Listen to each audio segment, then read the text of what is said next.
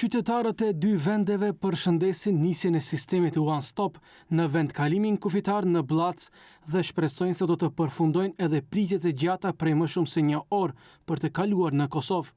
Nga ata që takuam në kufi, thanë se udhtojnë shpesh, ndërsa ka pasur raste që janë kthyer përsëri në shtëpi ose dhe fare nuk janë nisur për shkak të kolonave. Ka pas shumë, sidomos kënej ka ana jon, ka pas shumë kena prit.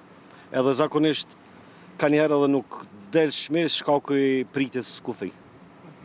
Po, që zotit mirë votësh.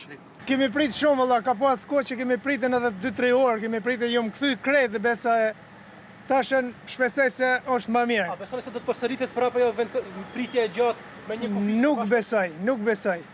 Shpresoj se do të jetë më lehtë edhe. Për neve është diçka e mirë, normalisht se ma pak kontroll, ma pak me prit në ranë. Ka pas raste sidomos dille, për shembull, shkaku i motit mirë ose diçka ajo kopshte zële xhek në qendër tregtare. Ka pas raste që na ka rënë me prit, po më shumë se 3-4 minuta ajo. Po do të jetë lehtësim i madh besoj, që mos më ndarë në 2 pika, por me vazhdu më shpejt edhe me kalu në pjesën tjetër të vazhdonisë. Vetëm në muajin mars të këtij viti mbi 160.000 qytetarë të Maqedonisë së Veriut kanë hyrë dhe dalë nga pika kufitare Bllacës.